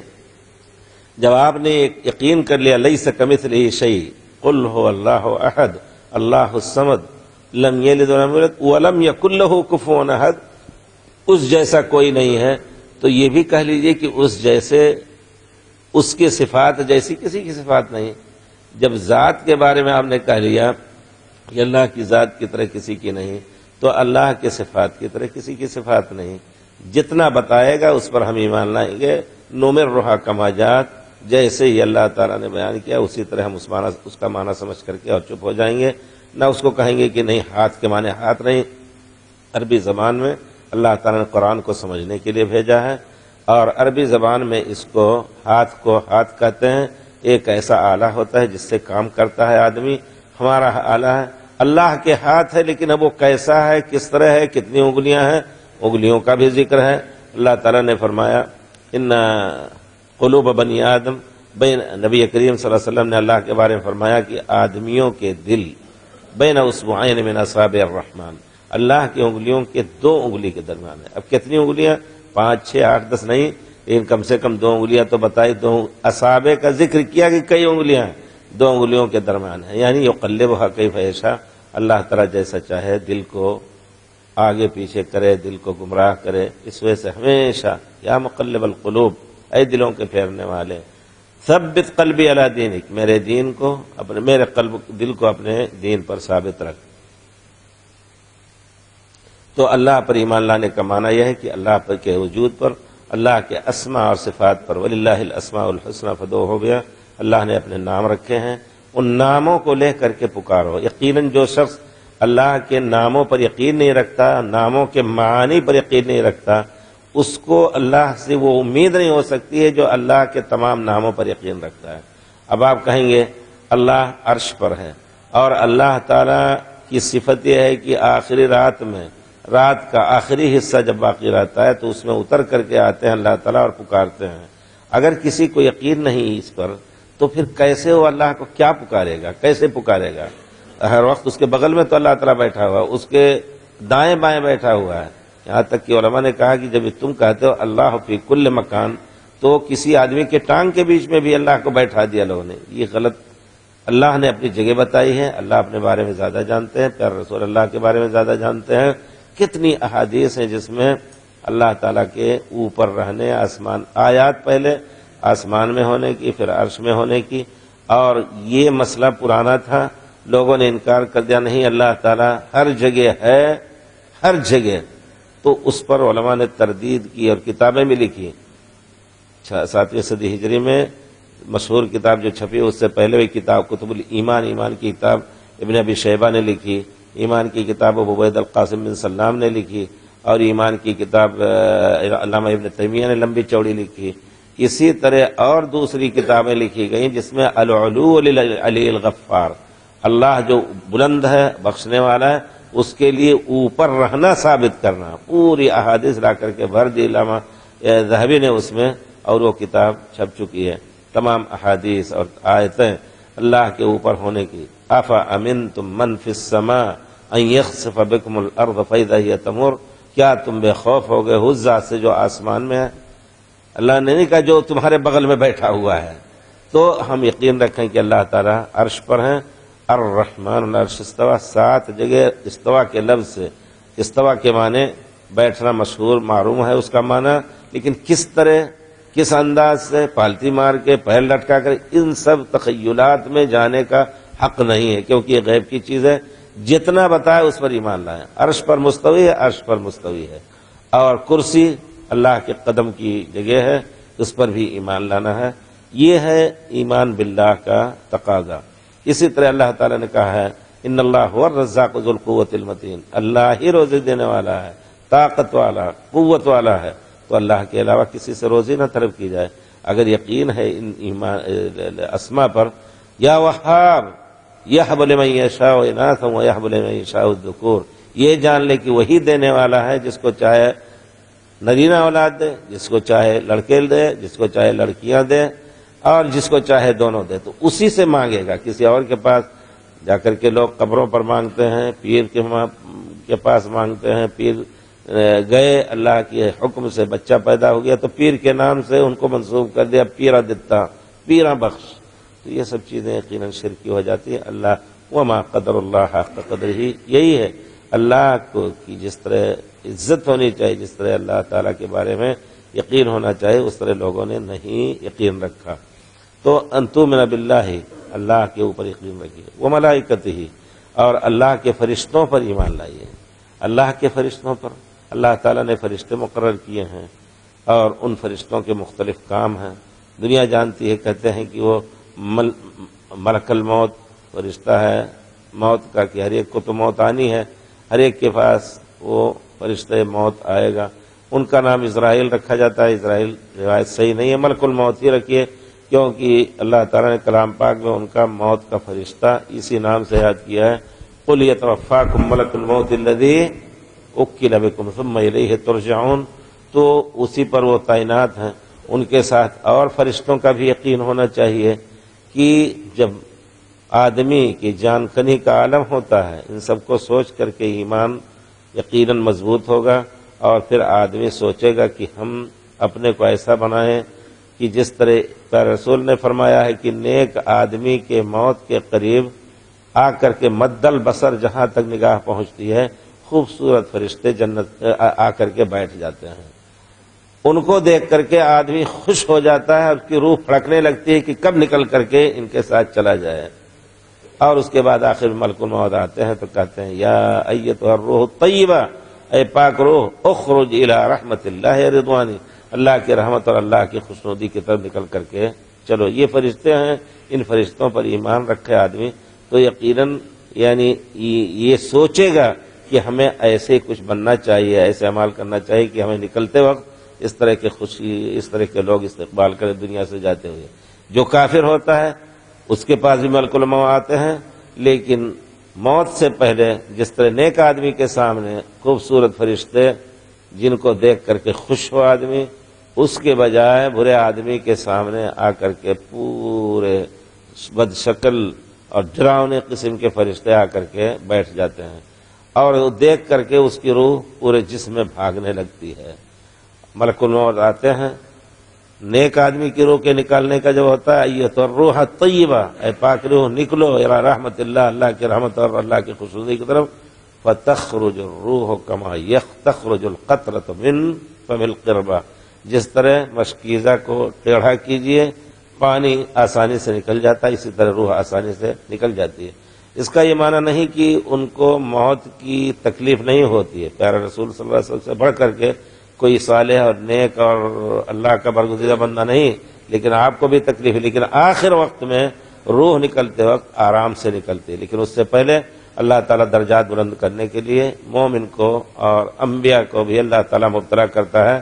حضرت عائشہ کہتی ہیں کہ میں پہلے یہ سوچتی تھی کہ جس کو موت کے وقت تکلیف ہوتی، مات النبی صلی اللہ علیہ وسلم بین حاقنتی و ذاقنتی، وہ کہتی ہیں کہ میرے پیٹ اور ٹھوڑی کے درمیان پیر رسول کا جسم مبارک ٹیک لگا کر کے میں بیٹھی تھی، آپ کو بہت کرب تھا، اور یہاں تک کہ آپ پانی رکھے ہوئے تھے، پانی کے ٹب میں اپنے ہاتھ کو ڈبو کر کے پورے جسم میں پھیرتے تھے اور کہتے تھے ان للموت لسکرات، سکرات الموت، موت کی سختی ہے۔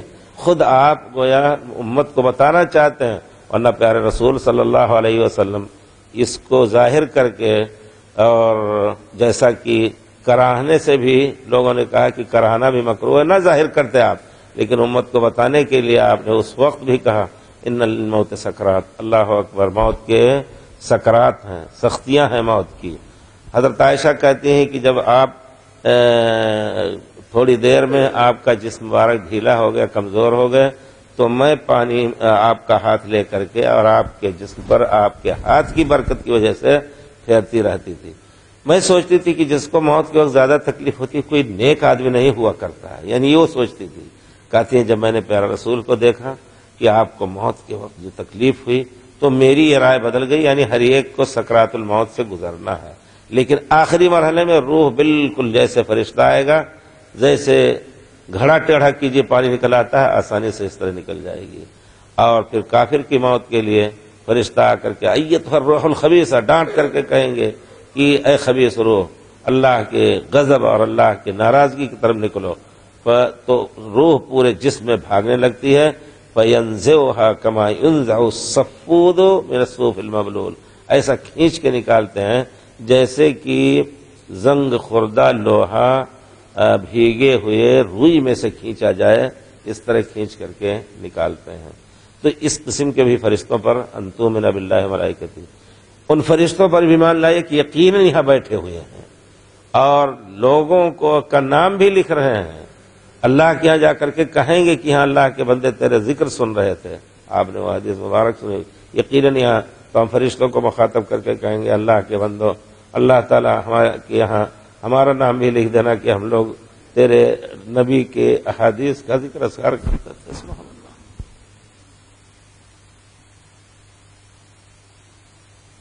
ان فرشتوں سے ہمیں کہیں گے کہ ہمارا نام پیش کرنا ہم سب کا۔ حدیث شریف میں کتنی بڑی خوشخبری ہے، کوئی آدمی آ کر کے تماشائی بن کے بھی اس مجلس میں، فرشتہ اللہ تعالیٰ کہتے ہیں ہم نے سب کو معاف کر دیا، تم لوگ گواہ ہو جاؤ۔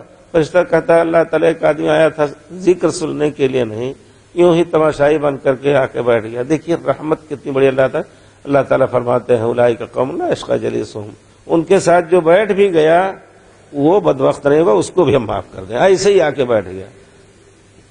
مجھے یاد آئی یہ بات، سبحان اللہ، علامہ ابن الجوزی کے بارے میں مشہور ہے کہ بہت بڑے واعظ تھے، واعظ کرتے ہوئے کتنے لوگ مسلمان ان کے واعظ کے بعد ہو جایا کرتے تھے، بہت بڑے فصیح تھے، عربی اور ایک عربی کے اشعار پڑھتے تھے، سب کچھ اس طرح ذکر واعظ ارشاد کے لیے۔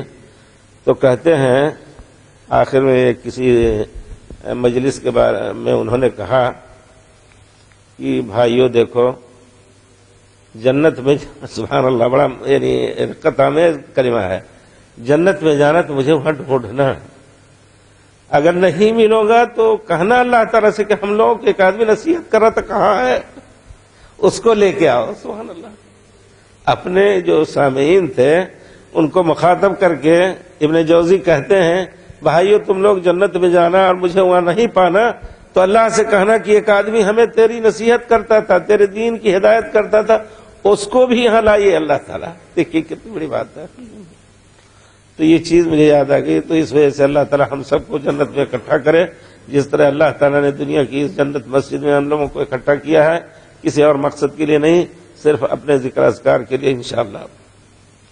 تو اللہ کے کچھ فرشتے ایسے بھی ہیں جو یہاں ہمارے نام کو لکھ رہے ہوں گے اور جائیں گے اور کہیں گے کہ ہمارے بندے کیا چاہتے ہیں، دیکھو ہم نے سب کو معاف کر دیا انشاءاللہ۔ تو من باللہ وملائکتہ، ایسے فرشتے بھی ہیں کہ اللہ تعالیٰ نے ہماری حفاظت کے لیے ان کو مقرر کر رکھا ہے، سبحان اللہ نا۔ تو تمام قسم کے جتنے فرشتے ہیں اس قسم جبریل کے بارے میں یقین کی، انبیاء کے پاس آ کر کے وہ اللہ کا پیغام لاتے تھے، اور کچھ فرشتے ہمیشہ جو ہمارے نام اعمال کو لکھتے ہیں۔ ہمیں شرم کرتے رہنی چاہیے کہ ہم اپنے وقت کو اللہ کے علاوہ کسی اور غلط گلی میں نہ گزارنے کی سے پرہیز کریں، یہ فرشتے گواہی دیں گے۔ اگر ہمیں یقین ہو کہ فرشتے لکھ رہے ہیں تو ہمارے خیال سے جس طرح کسی آدمی کو دیکھ کر کے شرماتا ہے آدمی، کل کی مجلس میں نے کہا تھا کہ اگر آدمی کے بارے میں آدمی کو اس کا یقین ہو کہ اللہ تعالی ہمیں دیکھ رہا ہے تو پھر زنا نہ کرے۔ اس کی مثال جس طرح اس کی ماں وہاں ہوتی ہے، اس کا باپ وہاں ہو، اس کے سامنے اپنی بیوی سے بھی قریب نہیں ہوگا شرم میں، چہ جائے کہ زنا کرے۔ اس کا مطلب کہ جو شخص زنا کرتا ہے اس کا ایمان جو ہے یا تو نکل ہی جاتا ہے یا کمزور اتنا ہوتا ہے کہ وہ ایمان سے فائدہ نہیں اٹھا پاتا ہے۔ تو کم سے کم ہم لوگ یہ یقین رکھیں کہ فرشتے ہمیں ہمارے تمام اعمال کو کرامن کاتبین یعلمون ما تفعلون، اللہ نے ان کو ہمارے زبان کی حرکت کا بھی احساس دیا ہے ان کو کہ وہ اس حرکت میں کیا کہہ رہا ہے، وہ بھی ہمارے لیے لکھ رہے ہیں انشاءاللہ، ہمارے لیے یا ہمارے خلاف۔ اس وجہ سے ہمیں ہر وقت اپنی زندگی کو نیک کاموں میں گزاریں، زبان ہماری نیک بات بولنے، اچھی بات بولنے میں۔ پیارے رسول نے فرمایا ہے کہ اس کو من کان فلیتکلم بخیر والا فلیسکت، جس کو بولنا ہو خیریت اچھی بات بولے ورنہ چپ رہے۔ تو یہ خیال رکھیں، کیونکہ بہت بار ایسا بھی ہو سکتا ہے 1000 روزے 1000 نماز، لیکن ایک کلمے کی بنا پر یہوی بہا فی جہنم، پیارے رسول فرماتے ہیں کہ ایک کلمے کی بنا پر جہنم میں وہ جا سکتا ہے۔ تو تمام فرشتوں پر بھی ہمیں یقین رکھنا چاہیے۔ یہ فرشتے قیامت کے دن ہمارے لیے ہمارا نام اعمال پیش کریں گے اللہ تعالیٰ کے سامنے۔ وہ ملائکت ہی وہ کتب ہی، اور اللہ کی کتابوں پر ایمان لائیں۔ اجمالی طور پر اللہ تعالیٰ نے جتنے انبیاء کو، اور اللہ تعالیٰ یہ بھی یقین رکھنا ہے دوسری آیتوں کی روشنی میں کہ بہت سے انبیاء ایسے ہوتے تھے جو پرانے نبی کے تابع، نبی اور رسول میں یہی فرق کیا جاتا ہے کہ رسول جن کو خاص شریعت دی گئی ہو، کتاب دی گئی ہو، یا کتاب بعد میں دی گئی ہو، کچھ دن بغیر کتاب کی ہو، دعوت تبلیغ کرے یا رسالت پہنچاتے رہے ہوں۔ نبی جو پرانے نبی کے تابع یا ان کی شریعت کی تجدید کرتے رہے ہوں، تو یہ انبیاء اور رسول اللہ تعالیٰ نے اس انسان کی ہدایت کے لیے ہمیشہ بھیجا۔ یہ بھی اللہ تعالیٰ کی عدل، انصاف اور اللہ تعالیٰ کے عدم ظلم کا، کہ کسی پر اللہ تعالیٰ ظلم نہیں کریں گے، اس سب سے بڑی دلیل ہے۔ اللہ تعالیٰ نے خود فرمایا وما كنا معذبین حتی نبعث رسولا، ٹھیک ہے تم کو بھیجا ہے، تمہارے سامنے ایک دین ہوگا، لیکن وہ دین آہستہ آہستہ بھلا دیا جاتا ہے۔ اس کی تجدید کے لیے اللہ تعالیٰ دوسرے نبی کو بھیجیں گے، تیسرے نبی کو بھیجیں گے، جب تک حجت قائم نہ ہو جائے گی اس وقت تک ہم ان کو عذاب نہیں دیں گے۔ وما كنا معذبین حتی نبعث رسولا۔ اللہ تعالیٰ نے دوسری جگہ فرمایا وَإِن مِّنْ أُمَّةٍ إِلَّا خَلَا فِيهَا نَذِيرٌ، دنیا کی کوئی بھی قوم رہی ہو، اللہ کے ڈرانے والے انبیاء اور رسول وہاں آئے۔ تو ان انبیاء پر اجمالی طور پر یقین رکھنا ہے، اور جن کا ذکر کلام پاک میں ہے ان کے بارے میں تو کوئی اگر شبہ بھی کرے تو کفر لازم آئے گا۔ ابراہیم، آدم، نوح علیہ السلام، نوح یا آدم علیہ السلام کو کہتے ہیں نبوت کی ضرورت ہی نہیں تھی، اللہ نے جو دین دے کر کے بھیجا تھا فطرت پر، اور 900 سال تک 1000 سال تک لوگ رہے، حضرت نوح علیہ السلام کے زمانے تک فطرت پر رہے، بعد میں گمراہی ہوئی تو حضرت نوح سب سے پہلے رسول ہوئے۔ تو ان سب چیزوں پر ہمیں یقین رکھنا ہے۔ اللہ کی کتابوں پر اللہ نے بہت سے نبیوں کو کتاب دی، اور وہ کتابیں اللہ کے قدرت اور اللہ تعالیٰ کی چاہت کے مطابق ہمیشہ کا دین بننے کا ارادہ اللہ نے ان کتابوں کے قانون کو نہیں رکھا، اس وجہ سے ان کی امتوں کو اس کی حفاظت کی بھی توفیق نہیں دی۔ توریت، انجیل، زبور ہمیشہ کے لیے قیامت تک کے لیے وہ لوگوں کی ہدایت کی کتاب نہیں تھی اللہ کی مرضی سے، اس وجہ سے اللہ تعالیٰ نے ان کو موقع دیا کہ اس میں خود سے بدل دے۔ یکتبون الکتاب بایدیہم، یہود اپنے ہاتھوں سے لکھتے تھے، ثم یقولون ھذا من عند اللہ، کہتے تھے کہ اللہ کی طرف سے، بدلتے بھی نہیں تھے لیکن اس کو چھپا دیتے تھے لوگوں سے، اس حکم کو لوگوں کے سامنے ظاہر بھی نہیں کرتے تھے۔ یہ بھی تحریف اور تبدیل کا ایک طریقہ ہے۔ لیکن قرآن کے بارے میں اللہ تعالیٰ نے وعدہ کیا کہ آخری کتاب ہے جو تمام کتابوں کے محاسن کو محیمن علیہ شامل ہے اس پر، اور تمام کتابوں کو منسوخ کر دیا اللہ تعالیٰ نے قرآن کے ذریعے سے۔ اب اگر کوئی اس زمانے میں توریت پر عمل کرنے کا دعویٰ کر رہا ہے تو اس سے کہا جائے گا کہ تم پر عمل نہیں کر رہے ہو، اپنی بنی بنائی کتاب پر عمل کر رہے ہو۔ مسلمانوں کے بارے میں کوئی نہیں کہہ سکتا کہ اس کتاب میں ایک نقطہ بھی اس میں اضافہ کیا گیا ہے، ایک نقطہ کی کمی ہوئی ہو۔ پوری دنیا کے دشمن بھی گواہی دیتے ہیں کہ قرآن جس طرح تازہ اترا تھا اسی طرح الحمدللہ محفوظ ہے اور پڑھا جا رہا ہے۔ آپ نے شاید ایک چیز سنی ہو کہ ابھی جلدی اعلان ہوا تھا کہ 30 سال سے امریکہ میں ایک کمیٹی کسی یونیورسٹی کے تابع یہ ریسرچ کر رہی تھی کہ قرآن میں کچھ کیڑے ڈالنے کی کوشش کی جائے، یا کم سے کم اس میں بدلنے اور وہ قرآن کے ناقص ہونے کی۔ جس طرح کچھ قوم ایسی دنیا میں کہتی ہیں کہ ہمارے پاس ایسا مصحف ہے قرآن کا، ایسا قرآن ہے، ایسا نسخہ ہے کہ تمہارے قرآن میں اس کا ایک لفظ بھی نہیں ہے۔ تو ان سب نے بہرحال ریسرچ کرنا شروع کیا تو پرانے سے پرانے نسخے جتنے مل سکتے تھے، یہاں تک ان کا دعویٰ یہ ہے کہ حضرت عثمان علیہ السلام کا نسخہ بھی ترکی سے ملا، اور تمام نسخوں کو ملا کے انہوں نے یہ رپورٹ لکھی کہ اس یعنی حرفوں جو کلمات ہوتے ہیں یعنی حرف جو ہوتے ہیں اس میں کوئی اختلاف نہیں، صرف لکھنے میں طریقے کتابت میں کچھ اختلاف رہا ہے، لیکن کوئی فرق اس میں نہیں. جیسے رحمت ربک، ذکر رحمت ربک عبدہ زکریا، اس میں تا جو ہے تا مطولہ لکھا ہے نا سورہ مریم میں، ذکر رحمت ربک، تو رحمت کو گول تے سے نہیں لکھا ہے. دوسری جگہ اسی طرح ان رحمت اللہ قریب من المحسنین کو لمبے تے سے لکھا ہے، دوسرے نسخے میں گول تے سے.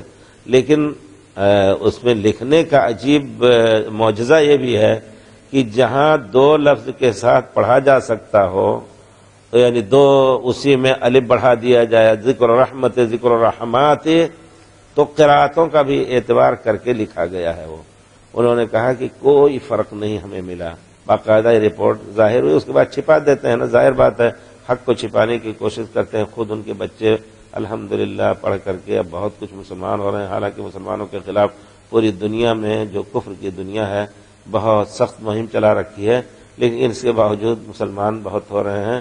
تو حقیقت یہ ہے کہ اللہ کا شکر ہے کہ اللہ تعالیٰ نے اس قرآن کو محفوظ رکھا ہے، اور جتنی کتابیں دنیا میں تھیں سب کے بارے میں ان کے ماننے والے ہی یہ گواہی دیتے ہیں کہ اس میں بہت کچھ بدلا جا چکا ہے.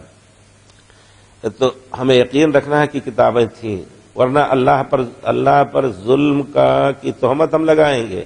اللہ نے کتابیں بھیج کر کے، رسولوں کو بھیج کر کے لوگوں کو ہدایت دی، لیکن انہوں نے اپنی کتابوں کو ضائع کر دیا، اپنے رسولوں کی ہدایات کو ضائع کر دیا. پیارے رسول صلی اللہ علیہ وسلم کے لیے اللہ تعالیٰ نے ایسی قوم کا اختیار کیا جنہوں نے اللہ کی کتاب کو، پیارے رسول کی مبارک احادیث کو یاد کیا، اور ایک ایک لفظ قرآن کا لکھتے تھے اور اس کو یاد کرتے تھے ہزاروں. اس کے بعد پھر اس کو دو دفتیوں کے درمیان اس کو پھر لکھا، پھر اس کے بعد پوری دنیا میں پھیلایا. کہیں کسی صحابی نے کچھ اور کم لکھا تھا، وہ نسخہ اگر تھا تو اس کو لے کر کے سب جلا دیا. حضرت عثمان نے سب کو اکٹھا کر کے مکمل قرآن کے 4 نسخے بنا کر کے ایک قرآن مدینے میں مسجد نبوی میں رکھا جاتا تھا. حضرت عبداللہ ابن عمر ایک کھمبا ہے جس کو اسطوانۃ المصحف کہا جاتا ہے، اسطوانۃ المصحف. وہ کھمبے کے پاس نماز پڑھتے تھے اسطوانۃ المصحف کے. تو کہا کیوں تم یہاں نماز پڑھتے ہو؟ تو کہا میں نے پیارے رسول کو یہاں نفلیں پڑھتے ہوئے زیادہ دیکھا ہے. تو مصحف وہاں رکھا گیا تھا، پیارے رسول جہاں نفل پڑھتے تھے اکثر تو وہاں مصحف وہاں رکھ دیا گیا تھا، ضرورت کے وقت اس کو لوگ دیکھتے تھے. اور باقی 3 نسخے پوری دنیا میں بھیج دیے گئے تاکہ وہ لوگ جو ہے اس سے نسخ کریں اور اس کو پڑھنے کی کوشش کریں. تو اللہ تعالیٰ کی ان کتابوں پر بھی ہمیں ایمان لانا، اور یہی ایمان لانا ہے کہ قرآن نے تمام کتابوں کو منسوخ کر دیا ہے. اب اگر کوئی شخص اسلام کے علاوہ کوئی اور دین تلاش کر کے اور اس پر عمل کرے گا تو اللہ تعالیٰ اس کو قبول نہیں کریں گے. قرآن کے علاوہ کسی کی اور تعلیمات پر عمل کرے گا، کسی اور کتاب کی تعلیمات پر عمل کرے گا تو تو اللہ تعالیٰ اس کو قبول نہیں کریں گے. قرآن کے ہونے کی شہادت، پیارے رسول کے آنے کی شہادت البتہ پرانی کتابوں میں اب بھی موجود ہے. جو بچ رہی ہیں چھن چھن کر کے کوئی چیز رہ گئی ہے جس میں مامود کے نفس سے کہتے ہیں. ایک عالم ہیں ہمارے، ہم لوگوں کے پہچان کے، ہم لوگ چھوٹے تھے تو بڑی عمر پہ آئے تھے حج کرنے، تو بہت بڑے شاعر بھی ہیں. تو شعر میں انہوں نے لکھا، کہا سنسکرت میں اب بھی مامود محمد صلی اللہ علیہ وسلم کا لفظ موجود ہے ان کے گرنتھ میں کون سے، اور اس میں پورا نقشہ ہے کہ وہ پہاڑوں کے درمیان پیدا ہوں گے، پھر کھجوروں کے درمیان ہجرت کر کے جائیں گے. اب آپ سوچئے اب بھی موجود ہے. اللہ تعالیٰ نے جتنے نبی آئے اللہ کے رسول کے آنے کی سب نے خبر دی. آخر میں حضرت عیسیٰ علیہ السلام نے کہا، اللہ نے اس کو ذکر کیا ان کے قول کو، مبشرا برسول یأتی من بعد اسمہ احمد، میں آیا ہوں خوشخبری دے رہا ہوں تمہیں، میرے بعد ایک نبی آئیں گے جن کا نام احمد ہوگا، مبشرا برسول. تو اللہ تعالیٰ نے اس کتاب کو محفوظ رکھا. اللہ تعالیٰ محفوظ رکھے، اللہ تعالیٰ مسلمانوں کو محفوظ رکھے، اللہ اپنے دین کو محفوظ رکھے، اور صحیح دین کو اللہ تعالیٰ محفوظ رکھے، اور اس پر چلنے والوں کو ہمیشہ محفوظ رکھے. وصلی اللہ علیہ خیر خلقی. انشاءاللہ نماز کے بعد بھی کچھ